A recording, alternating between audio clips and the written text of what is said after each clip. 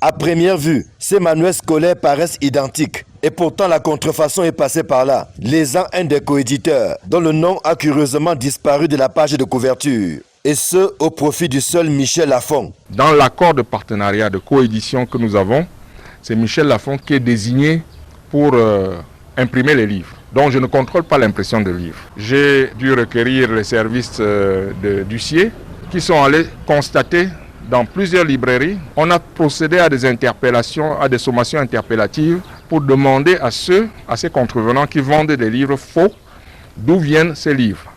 Ils nous ont cité l'origine, c'est-à-dire les distributeurs qui leur ont vendu ces livres-là.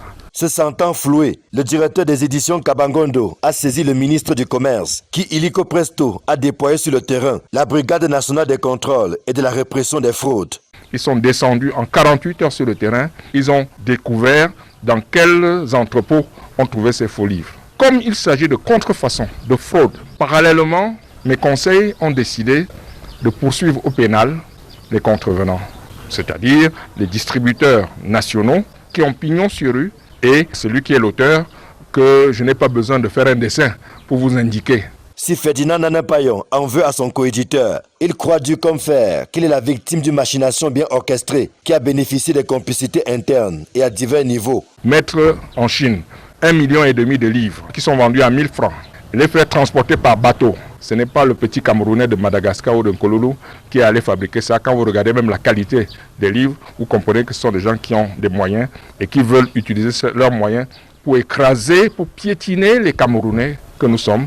Et ça, c'est inacceptable. Contacté par nos soins, le conseil des éditions Lafon annonce une riposte dans les prochains jours via un point de presse. Question de partager avec les journalistes leur version des faits. Mais déjà un autre éditeur, accusé d'être complice du faux, se défend. Tous ceux qui connaissent NMI savent que NMI est un éditeur. NMI n'est pas un distributeur de manuels scolaires. NMI ne distribue pas le livre de Nanapayon. Donc je ne sais pas de quoi il s'agit. Et quand on me dit qu'il a une facture de NMI, il faut bien que je voie la facture. Sauf s'il y a des faussaires dans NMI, mais je ne crois pas. Et le système de facturation à NMI est bien cadré. Donc une facture de NMI ne peut pas se retrouver en train de vendre le livre d'un autre éditeur. Ça c'est du faux. C'est donc une affaire qui est loin d'avoir livré tous ses secrets et qui pourrait connaître de nouveaux rebondissements dans les prochains jours.